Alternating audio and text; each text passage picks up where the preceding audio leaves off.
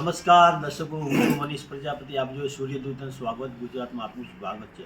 આજે અંબાજી પાસે આવેલું દાતા જે ગામ છે ત્યાં મહામંડલેશ્વર આશ્રમ ત્યાં આગળ અમારા શ્રી દાદાજી આજે અમને અહીંયા ઉપસ્થિત લઈને આવ્યા છે. આપણે વધુ માહિતી અહીંયા ગુરુજી પાસેથી જાણીશું. ભાઈઓ અને બહેનો અને દર્શકો, આજે ખૂબ આનંદ થાય છે કે વિશ્વ પરિક્રમા તુલસી અભિયાનમાં નીકળતા હું અંબાજી તરફ જઈ રહ્યો હતો માતાજીને ત્યાં તુલસી આપવા. ત્યારે વચ્ચે એક આશ્રમ આવ્યો અને એની ગૌશાળામાં 1 વર્ષ પહેલાં આવ્યો હતો. આજે મહારાજશ્રીને મળીએ અને એમના જીવન વિશે થોડું આપણને કહીએ. જય હો મહારાજ. નમસ્કાર, આપકા પરિચય दीजिए पहले. सीतानाथ समारंभम रामानंदार मध्यमाम अस्मदाचार्य पर्यंताम वंदे गुरु परंपरा. ये परम पूज्य गुरुओं की परंपरा है जो आदि अनादि से चलती आ रही है. और इस आश्रम का जो विशेष ये है कि हरिवाव गाम नाम से हरिवाव हरिनी वाव से आगे 500 मीटर आगे जी आश्रम थी तो वाव से बहुत जूनी वाव से. तो भगवान राम जी जયારે વનવાસકાલીન નીકળ્યા चित्रकूट आ बाजू आया तो यहाँ निवास કર્યા और भगवान कृष्ण की बाबरी उतरिया अंबाजी. ये प्राचीन स्थान से हमारे गुरु जी परम पूज्य महामंडलेश्वर डॉक्टर राघव शरण जी महाराज यहाँ के बहुत तपस्या किए और तपस्या करने के बाद फिर उन्होंने बहुत उनका जब यहाँ मन रमा तो फिर उन्होंने आश्रम का निर्माण किया अपने हाथों से स्थापना. आश्रम को निर्माण की कितने साल हो गए?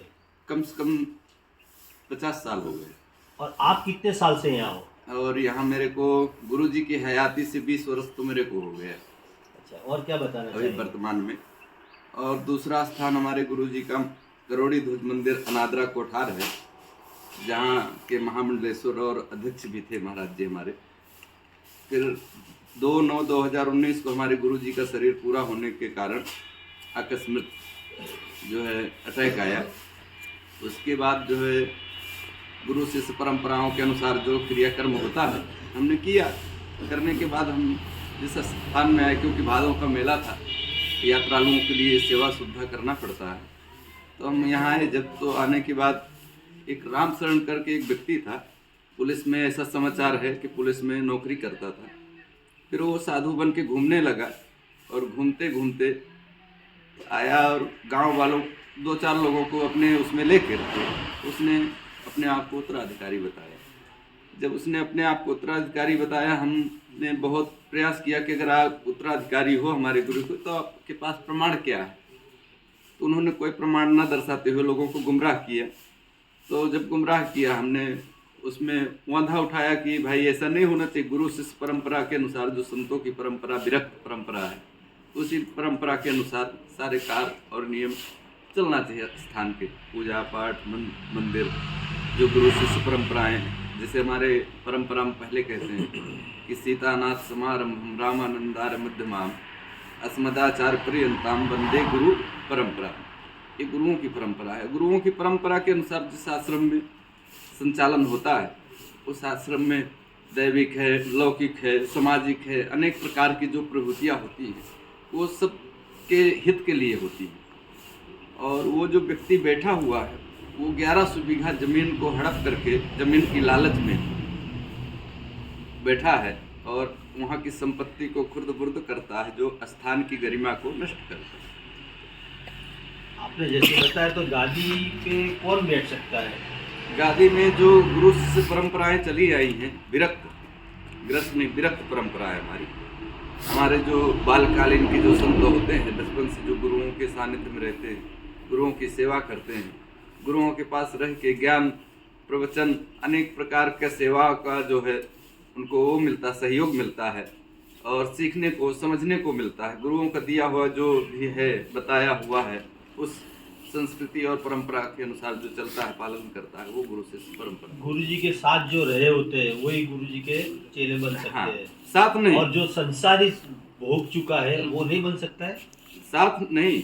गुरु जी के साथ तो अनेक होते हैं, भगत जो होते हैं संसारिक होते हैं, त्यागी होते हैं, बैरागी होते हैं, लेकिन जो गुरु जी ने जिसका संस्कार किया है, अपने मंत्र द्वारा दीक्षित किया है, संस्कार किया, पंच संस्कार जो कहते हैं, और अपने उसको स्वीकारा है, शिष्य स्वीकारा है, वही शिष्य गादीपति हो सकता है।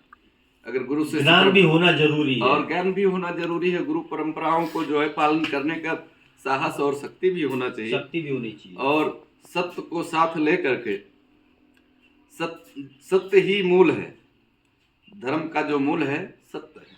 बहुत ही अच्छी बात है। आज हमें इतनी खुशी हो रही है, जो आश्रम का जो आप नज़ारा जो देख रहे हो, जो गाय गौशाला है, छोटे छोटे बच्चे वाछड़े हैं, और यहाँ का जो सौंदर्य है बहुत ही खूबसूरत है।